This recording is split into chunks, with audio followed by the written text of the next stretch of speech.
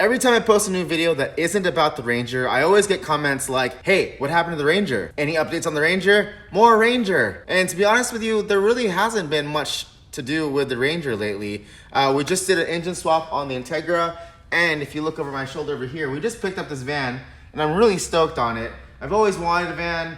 We bought this to drive down to San Diego to pick up some of my stuff. I've been splitting time between San Diego and Washington, and I really wanted to bring some stuff back up here. So we bought this van specifically for that road trip. And it's funny, like it left Spokane looking one way and it came back completely different. We got rims and tires, we got exhaust, we got tent, and it feels like a completely different van. I'm really stoked on it. Keep watching. I'm gonna be doing a build out on this van. I wanna do like an Overlander, possibly do a 4x4 conversion, and lots of goodies there. But you know, it's basically a Ranger, just bigger and has a louder motor and more power. Not as fast. We got back after driving 25 hours straight in the van, and then we jumped in the Ranger, and I never really considered the Ranger to be nimble, but after driving this big thing around, the Ranger is pretty quick and nimble. Anyway, in the meantime, for those of you guys who like the Ranger, here's some content for you to hold you over while I am focusing on other things. A couple things with the Ranger, it is leaking oil, so I might have to swap out the oil pan gasket, and a few months ago I also swapped out the idler pulley because it was making hamster noises, and after changing out the idler pulley it stopped making hamster noises for about an hour, and then it started making hamster noises again.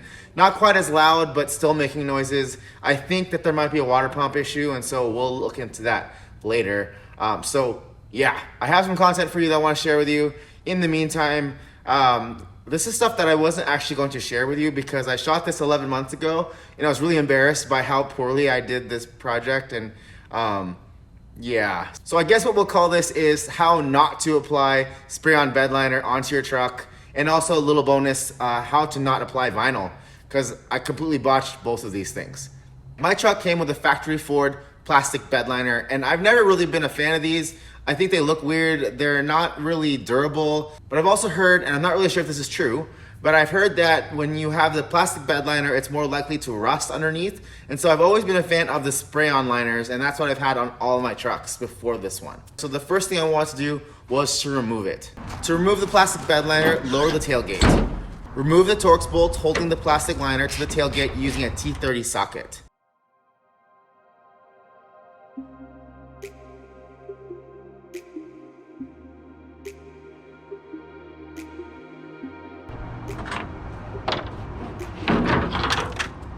I've never actually had a plastic bed liner on a truck before, so I had no idea how to remove it. Luckily, my father-in-law came over and told me all you need to do is lift from the middle and it comes out real easy. Kinda easy.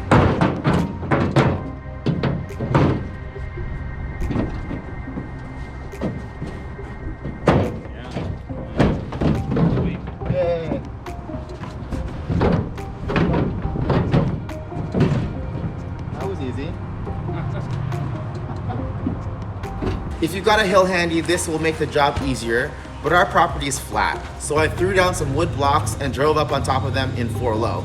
You'll see why in a minute. Using a pressure washer, I cleaned out all the leaves and gunk in the bed.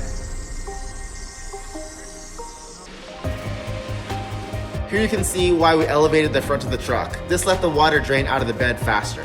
While pressure washing the outside of the truck, some of the cheap spray paint that the previous owner used to try to match the red tailgate to the green truck started to chip off. Just for fun, I tried to see if I could strip the rest of the paint with the pressure washer, but it was taking too long.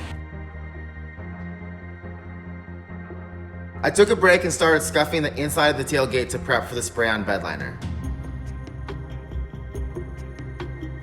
I then went back to the outside of the tailgate with a buffer to remove the spray paint. Disclaimer, I've never done paint prep before, apart from spraying fiberglass fenders, so I didn't really do a good job of prepping the tailgate. This spot right here was much lower than the rest of the tailgate, and it sticks out pretty bad in the finished product. In hindsight, I should have buffed everything down so it was nice and even.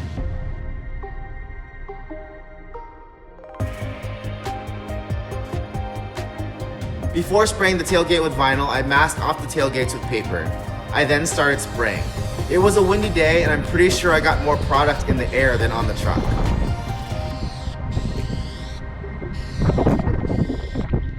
Here you can see just how unskilled I am with a rattle can. Thankfully, I didn't get too many streaks.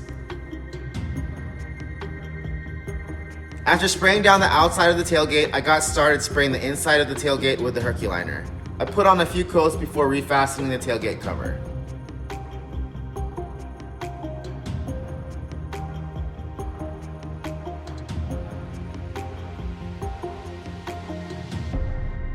I got really lazy and didn't prep the rest of the bed. I only scuffed up the tailgate, and barely. I was way too lazy to do it the right way.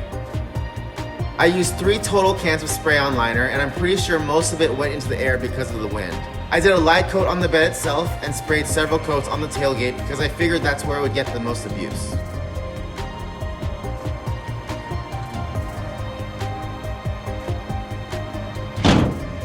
After letting the vinyl cure for an hour, I peeled the material off the logo. You can see here that I didn't get much of the vinyl on the truck. Even with a bunch of coats, it was still a very thin layer. I'm not sure if that's just the way this product is, or if it was because it was windy.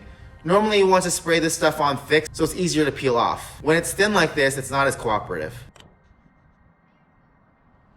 Even though it didn't come out the prettiest, I still think it looks better than it did. Maybe it's just me, but I prefer the flat black and intentionally not matching, versus trying to match and doing a bad job at it. This picture doesn't quite do it justice. It was bad. Fast forward 11 months later, and this is what the truck looks like now. It's a little dirty, but you get the idea. Some of the vinyl has peeled off the outside of the tailgate. There's a bit missing on the tailgate handle, and the top of the tailgate has been scuffed from transporting plywood. There are some spots of the bed liner that have scratched off completely. Here it's scratched off all the way to bare metal. The bed itself is peeling in spots, but that's to be expected since I didn't scuff or prep the bed at all. This bed in general is pretty beat up. The previous owner dented it up pretty bad.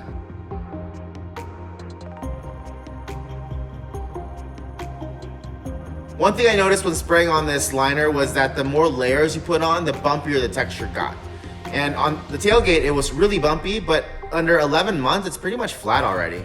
I don't think this is a really fair review of the Herculiner product considering I didn't really follow the installation instructions, but after 11 months, you would think that more of the product would still be on the truck. On my first Ranger that I bought brand new in 1999, I paid about $500 to have Rhinoliner professionally spray the bed, and this stuff was awesome. It was really thick, super durable, and I had the bed on the truck for about 4 years before I took it off completely.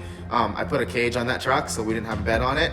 But when I took the bed off, the Rhinoliner still looked pretty much brand new. If you really care about protecting your bed, the professionally sprayed on liner is the way to go. Rhinoliner, Line-X, those are all great products. If you want to just touch up the bed or cover it up so it looks less dingy, then this spray stuff is okay. I hope you guys found this helpful. If you like the Ranger content, make sure to hit the like button on this video, and then check out all my other Ranger videos and hit the like button on those too. It lets YouTube know that I'm doing a good job, and it'll keep me motivated to make more content. Thanks for watching, and I'll see you next time.